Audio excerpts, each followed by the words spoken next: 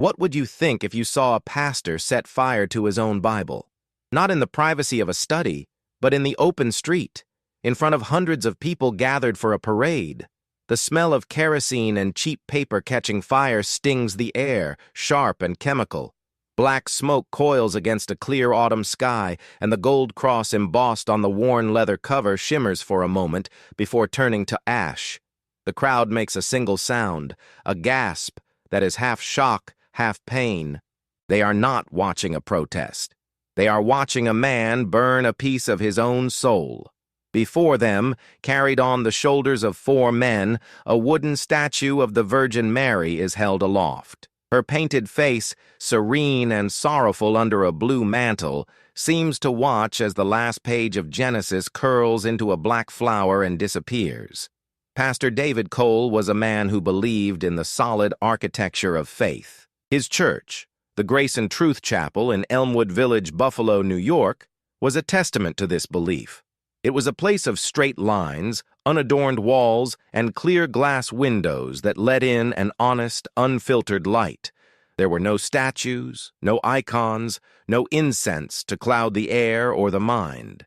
There was only the Word, bound in leather and printed in stark, reliable ink. Yet the chapel felt less like a sanctuary and more like a tomb. Dust motes danced in the afternoon sunbeams, illuminating the emptiness of the pews.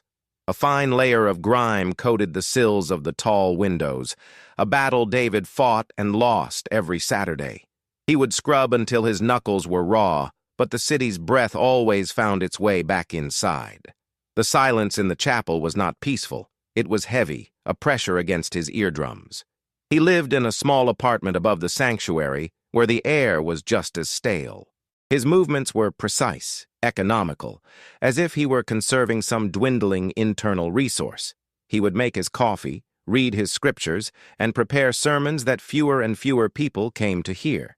His congregation had dwindled to a handful of elderly widows and a young couple who looked at him with a kind of pity he could not stand. The city of Buffalo existed outside his windows, a vibrant, chaotic world he no longer felt a part of. He could hear the traffic on Elmwood Avenue, the laughter from the patios of the nearby cafes. It all sounded distant, like a broadcast from another country. His own world had shrunk to the size of these rooms that held the ghost of a different kind of faith, one he had fought against for years. It was a faith of rosary beads and whispered novenas, a faith that smelled of wax and dying flowers. It was his wife's faith, and it was the reason his world was now so quiet.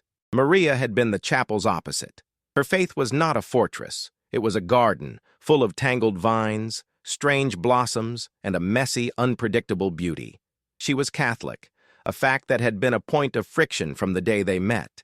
He saw her statues and icons as graven images, her prayers to saints as a diversion from the true path. He loved her, but he did not respect her faith. He saw it as a weakness, a colorful superstition he hoped to one day cure her of. The arguments had been quiet at first, theological debates over dinner, but they grew sharper, more desperate after the diagnosis. He remembered the smell of antiseptic and bleach in her room at Mercy Hospital of Buffalo. The fluorescent lights hummed a flat, merciless note day and night. He would read psalms to her, his voice firm, trying to build a wall of scripture around her. She would listen, her eyes closed, her fingers worrying the cheap plastic rosary a nurse had given her. "Put that thing away, Maria," he'd said one afternoon, his voice harsher than he intended. "It's a trinket. It has no power. God is who you need." She had just looked at him, her expression unreadable. She was already drifting away from him, into a place his words could not reach. He'd sit by her bed, holding her hand, feeling the hard beads of the rosary press into his palm. He prayed with a ferocity that bordered on rage, demanding a healing, demanding a sign that his faith was the stronger one. The final hours were a blur of beeping machines and hushed conversations in the hallway. The doctor had spoken to him in low, gentle tones, but the words were like stones. He sat beside her, watching the shallow rise and fall of her chest. He held her hand, waiting for her to open her eyes, to say his name one last time. He leaned in close as her lips parted, ready to catch his name, the final anchor of their life together. A single, distinct whisper left her. The sound was documented by the attending nurse in a quiet note. Her last word was not for him. It was, "Mary." The sound of the parade reached him first as a distant pulse, a faint drumbeat carried on the wind from the east side.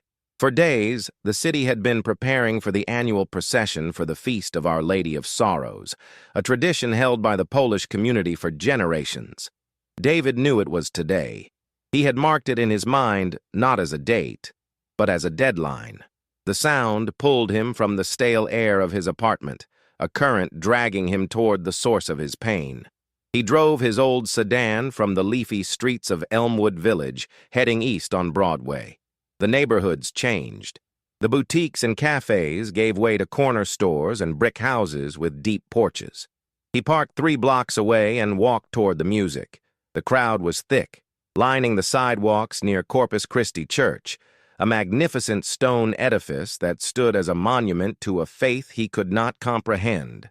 Families stood together, grandparents holding the hands of children. The air smelled of grilled sausage and diesel fumes from a generator powering a small speaker system. He moved through the people, an invisible man in a plain gray coat. In his pocket, his hand was wrapped around a silver flask. In his other, he carried his own Bible, the one his father had given him, its pages softened by years of use. The procession came into view. At its head were altar boys in white surplices, followed by a local high school marching band playing a somber hymn. Then came the statue, carried on a litter decorated with white lilies. It was life-sized, carved from wood, her face a study in placid grief. As the statue drew near, David stepped from the curb into the street. A few people turned, annoyed at the interruption. He stopped directly in its path. He held up the Bible. A teenager filming the parade on his phone swung the camera toward him, his brow furrowed in confusion. David unscrewed the cap of the flask and poured the lighter fluid over the book. The liquid stained the black leather, catching the light. An old woman standing nearby saw what he was doing, and her rosary beads slipped from her fingers, clattering on the pavement. The procession faltered. A drumbeat stopped mid-thump. Silence fell, thick and immediate. David pulled a matchbook from his pocket, struck a match, and touched the flame to the saturated cover. The Bible did not explode. It caught with a soft whoosh. Flames, orange and blue, licked up the sides, consuming the gilded edges of the pages.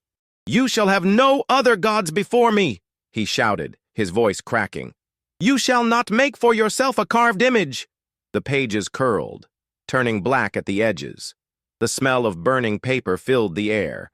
He held the burning book aloft as the statue passed, its painted eyes seeming to look straight through him at something far beyond his small, desperate fire. The fire consumed the book until it was nothing but a fragile black skeleton of ash. He dropped it to the pavement, where it disintegrated. The crowd did not surge forward.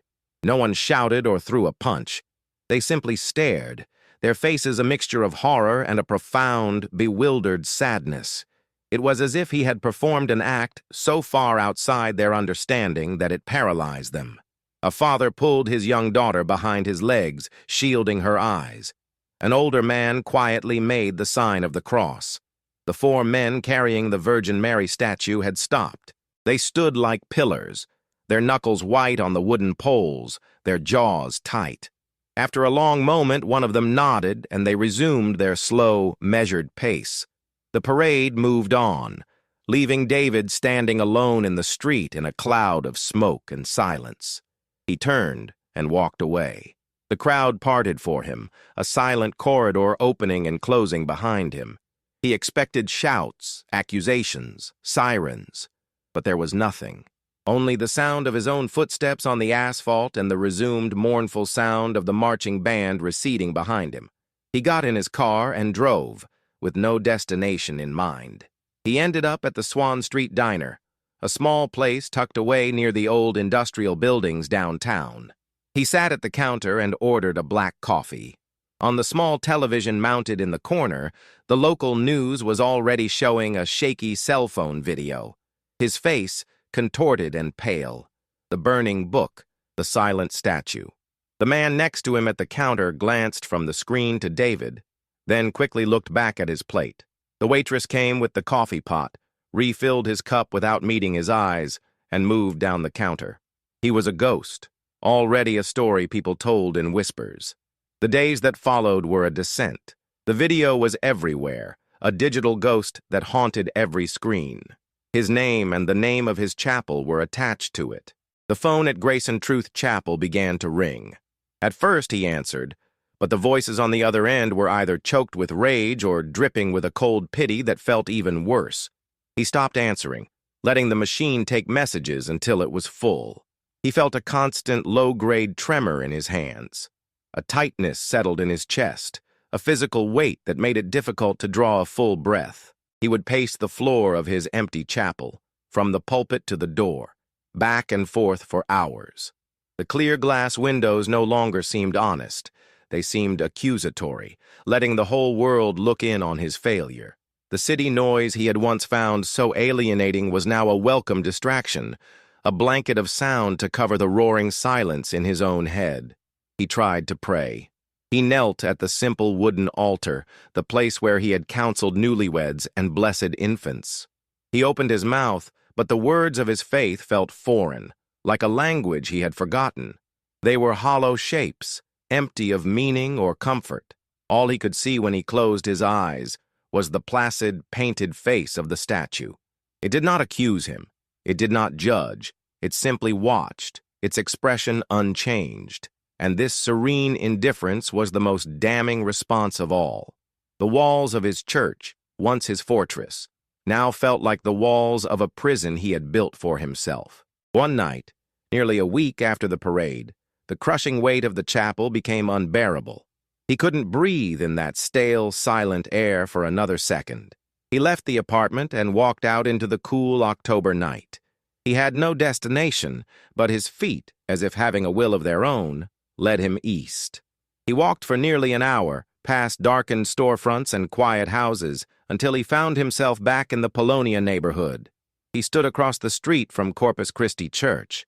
The building was a dark mountain against the star-faint sky. The street was empty, silent save for the hum of a distant truck on the expressway. To the side of the main entrance, nestled in a small garden, was a stone grotto. Inside it stood the very same statue of the Virgin Mary from the parade, now returned to its permanent home. As he stared at it, the world began to change. First, the noise of the city receded. The hum of traffic, the bark of a dog, the faint wail of a siren, it all faded away into a profound, impossible silence. Then, a scent reached him, impossibly rich and sweet. It was the smell of roses, thousands of them, blooming in the cold night air, though the grotto's garden held only a few withered bushes. And then came the light. It did not come from the streetlights or the moon. It was a soft, warm glow that began to emanate from the very stone of the statue itself. It wasn't a blinding glare, but a gentle, pearlescent light that seemed to breathe.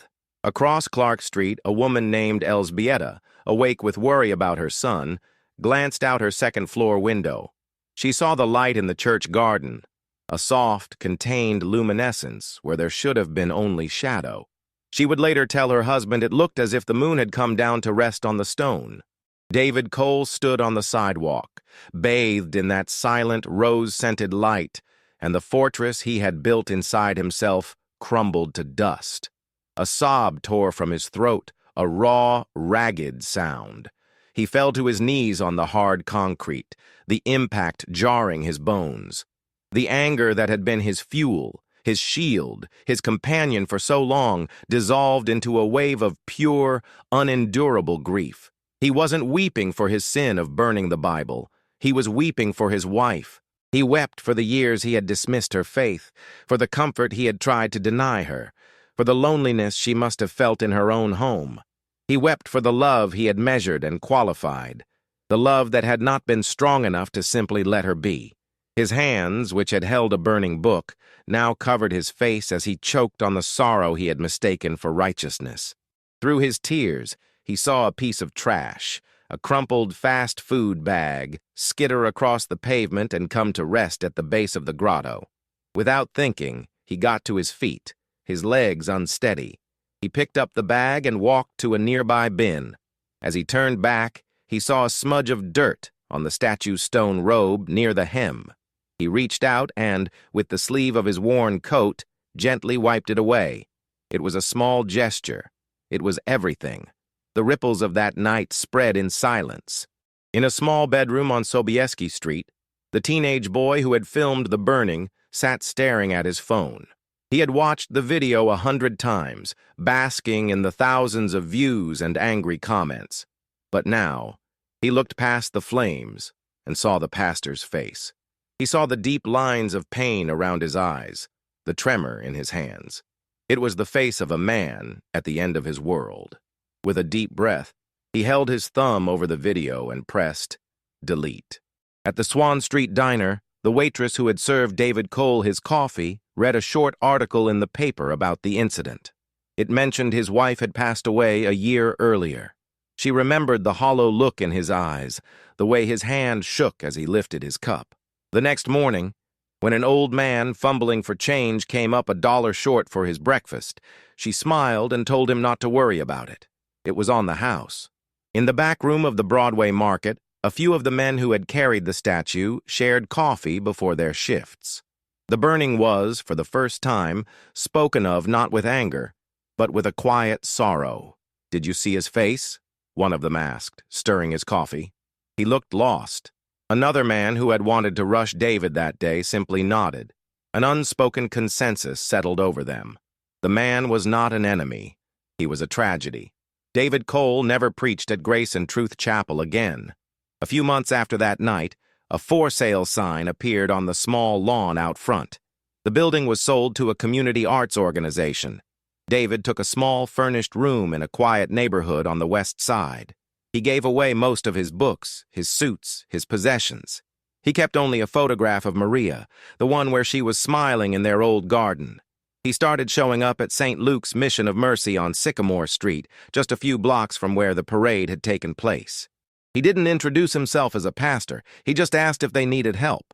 He started by washing dishes, then moved to mopping the floors of the dining hall. Soon, he was working the serving line, spooning mashed potatoes and stew onto the plates of the city's forgotten, his face kind, his words few. He learned to listen, truly listen, to the stories of the people he served. One afternoon, a young woman who had come for a meal looked at him, her head tilted. "I know you," she said, her voice soft. "You were at the parade." David froze, the ladle hovering over a plate. He prepared himself for the anger, the accusation, but it never came. "My Babshia, my grandmother," she continued, her eyes full of a strange compassion. "She was there. She saw you. She went home and lit a candle for you every night. She prayed for you." David stood motionless, the noise of the busy dining hall fading away. A tear traced a path through the weariness on his face. He simply nodded, unable to speak, as the woman took her plate and walked away, leaving him in a state of quiet, shattering grace. What happened in Buffalo was not a war between faiths. It was a story about the fires we build to keep grief at bay, and the quiet light that waits for us when they finally burn out. True faith is not always found in the grand pronouncement or the sacred text. Sometimes it is found in the silent deletion of a video. It is found in a cup of coffee given freely, in a prayer whispered for a stranger. It is found in the simple, humble act of wiping a stone clean. If this story touched you, like the video, subscribe to and share it with someone who needs hope today. Tell us your moment of unexpected grace in the comments.